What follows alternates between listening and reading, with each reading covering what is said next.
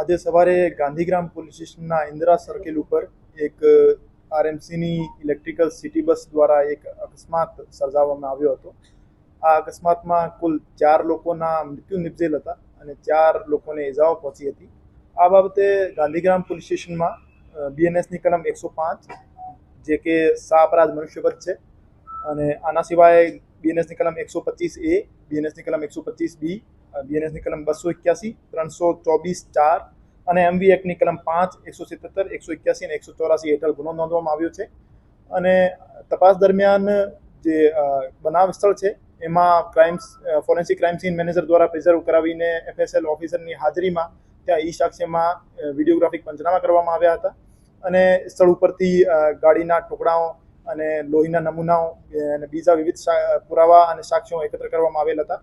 આના સિવાય બસનો આરટીઓ પરીક્ષણ કરાવવામાં આવેલ હતું અને ડ્રાઈવર જે છે ડ્રાઈવરને પબ્લિકે થોડું માર્યો હતો, તો એના કારણે હોસ્પિટલમાં છે ડ્રાઈવર અત્યારે, તો સારવાર હેઠળ છે અને પોલીસ જાપ્તો એના ઉપર મૂકવામાં આવ્યો છે અને હોસ્પિટલથી ડિસ્ચાર્જ થયા પછી એમની અટક કરવામાં આવશે.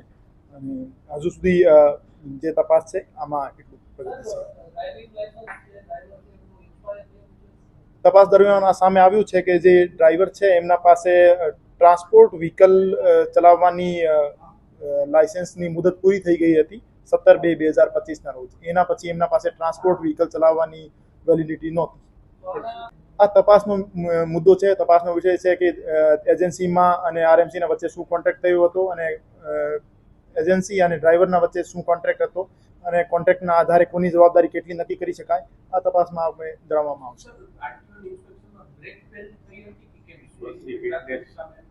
આરટીઓએ અમને જણાવ્યું છે કે બસના બ્રેક બરાબર હતા અને બસના કોઈ બ્રેક અથવા મિકેનિકલ અનફિટનેસના કારણે અકસ્માત થયો.